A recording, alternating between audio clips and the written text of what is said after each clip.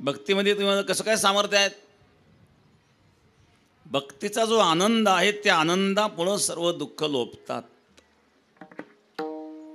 एक मनुष्य पाय वाटेने चालला होता. पूर्वीच्या काळामध्ये पायी जायचे लोक पाय वाटेने.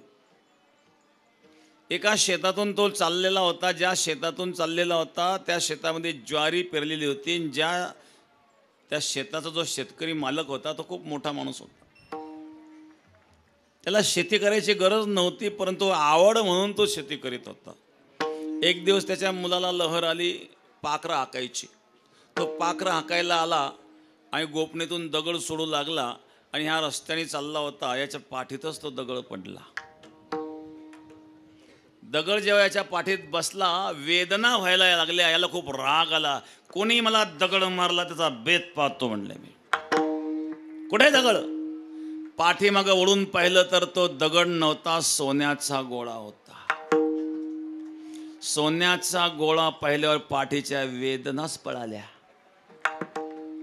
त्याला वाटलं आणखी एखादा दगड बसला तर बरं होईल. बघा भावनेचा विषय. जोपर्यंत कोणीतरी दगड मारला ही भावना होती तोपर्यंत पाठीला वेदना होत होत्या. परंतु जेव्हा कळालं हा दगड नसून हा सोन्याचा गोळा आहे, कळल्याबरोबर वेदना गेल्या कुठं. सुख आणि दुःख या अंतःकरणाची अवस्था आहेत महाराज. एकाच्या पायाखाली मुंगी मेली तिला दुःख होतं. एकाने अख्खी कोंबडी शिजवून पोटात घातली, अजिबात तकलीफ नाही. सुख दुःख अंतःकरणाची अवस्था आहेत.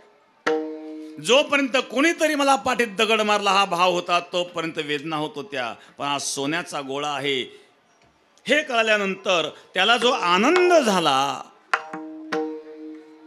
त्या आनंदापुढे बाकीचं दुःख लोपलं महाराज. त्याप्रमाणे संसारामध्ये किती दुःख असू द्या, दुःखाचे डोंगर असू द्या, दुःख बांधवळी आहे हा संसार, सुखाचा विचार नाही कोठे. संसारात जिकडं तिकडं दुःखच आहेत. जो देखे सो दुखिया बाबा, सुखिया कोई नहीं रे. जो देखे सो दुखिया बाबा,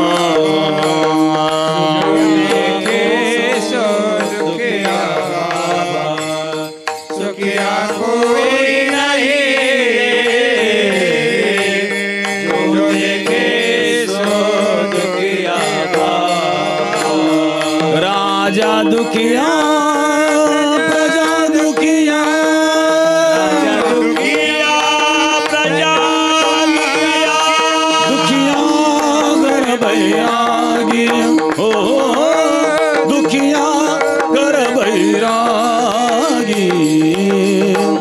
जो देखे सो दुखिया बाबा, सुखिया कोई नहीं रे.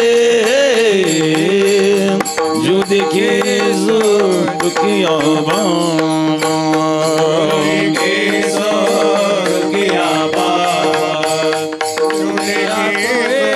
दुखिया बाबा, सुखिया कोई नहीं रे. जो देखे सो दुखिया बाबा.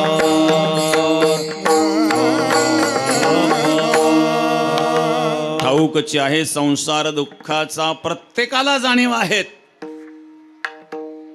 संसारामध्ये अनेक प्रकारचे दुःख आहेत. एका ठिकाणी या दुःखाचं वर्णन करताना एका कवीने भगवान शिवाच्या संसाराचं वर्णन सांगितलं. काल्पनिक दृष्टांत आहेत. फक्त संसारात दुःख कसं असू शकतं हे त्यांनी सांगण्याचा प्रयत्न केला. त्यांनी भगवान शिवाच्या संसाराचं वर्णन केलं. म्हणजे भगवान शिव राहतात स्मशानामध्ये, सगळा परिवार घेऊन. गणपती, कार्तिक स्वामी, पार्वती. गणपतीचं वाहन उंदीर, पार्वतीचं वाहन सिंह, कार्तिक स्वामीचं वाहन मोर, भगवान शिवाचं वाहन नंदी. भगवान शिवाच्या गळ्यात साप, मस्तकावर गंगा, ललाटावर तृतीय नेत्र अग्नी, चंद्र असा सगळा परिवार घेऊन भगवान शिव स्मशानात राहतात. त्यांनी सांगितलं एक दिवस गणपतीचं वाहन असणारा उंदीर इकडं तिकडं चुळबुळ करायला लागला. त्याला भूक लागली तर उंदीर लागलं इकडं तिकडं पळायला. भगवान शिवाच्या गळ्यामध्ये साप होता. त्या सापालाही भूक लागली तो त्या उंदराकडे पाहून डोकावू लागला. भगवान शिवाच्या गळ्यातला साप जेव्हा गणपतीचं वाहन असणाऱ्या उंदराकडे डोकायला लागला, गणपतीचं लक्ष गेलं सापाकडं. गणपतीने त्या सापाला माझं असणाऱ्या वाहन असणाऱ्या उंदर तू काय डोकावतोय. तेवढ्यामध्ये कार्तिक स्वामीचं वाहन असणारा मोराला भूक लागली. मोर डोकावून पाहतोय साप पाकळं, कारण मोराचं बक्षीस साप. मोर डोकावून पाहतोय साप पाकडं. तेवढ्यामध्ये पार्वतीचं वाहन असणारा सिंहाला भूक लागली. सिंहाला इतकी भूक लागली त्या सिंहाला वाटलं एखादा हत्ती खाऊन टाका काय, इतकी भूक लागली. त्याला हत्तीचं स्मरण झालं आणि त्याने गणपतीकडे पाहिलं. गणपतीचं तोंड दिसलं तर हा हत्ती आहे का काय. त्या गणपतीच्या मुखाकडे पाहून तो सिंह लागला गुरु गुरु करायला. तेवढ्यामध्ये पार्वतीचं लक्ष गेलं. भगवान शिवाच्या डोक्यावर कोण आहेत, गंगा.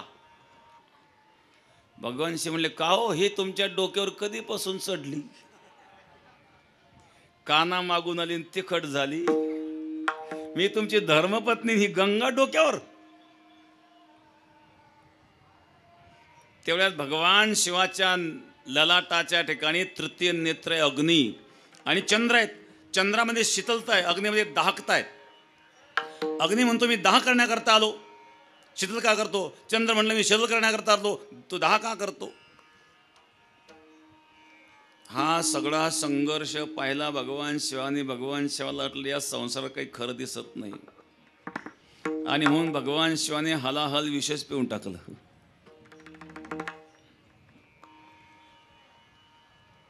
इथं फक्त या कथेचा एक भाव आपल्याला घ्यायचा आहे की संसारामध्ये अशा प्रकारचं दुःख असू शकतं, त्याची कल्पना इथं मांडण्याचा प्रयत्न केला आहे.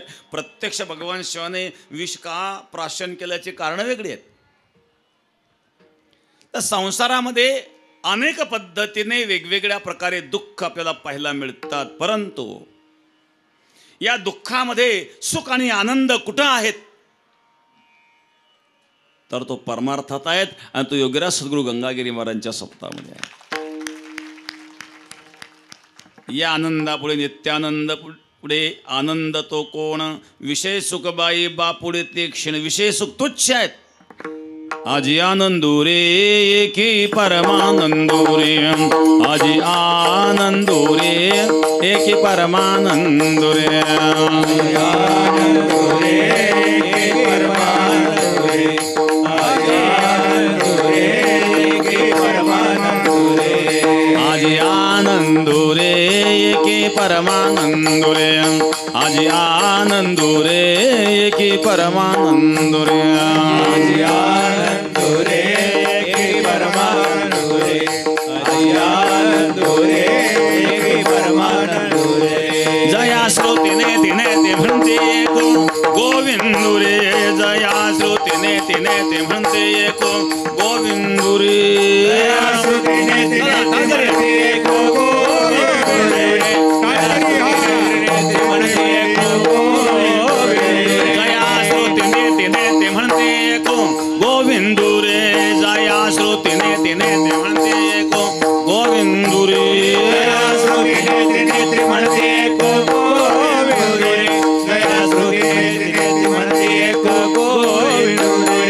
आजी आनंदू रे की परमानंदू रे, आजी आनंदू रे की परमानंदू रे, आजी आनंदू रे की परमानंदू रे, आजी आनंदू रे की परमानंदू रे.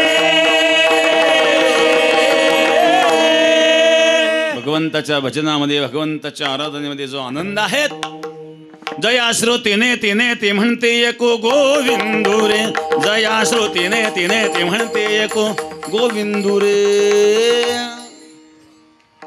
श्रुतीने तिने ती म्हणते आनंदाच्या लाटा उसळती, आनंदाच्या लाटा उसळती, आनंदाच्या लाटा उसळती, आनंदाच्या लाटा उसळती, आनंदाच्या लाटा उसळती, आनंदाच्या लाटा उसळती, आनंदाच्या लाटा उसळती, आनंदाच्या लाटा उसळती.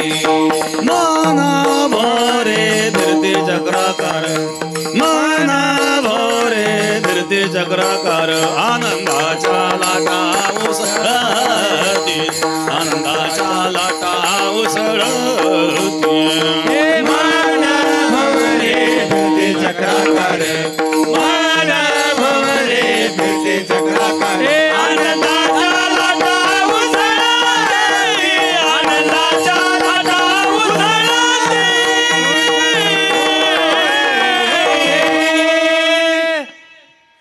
विठाला विठाला विठाला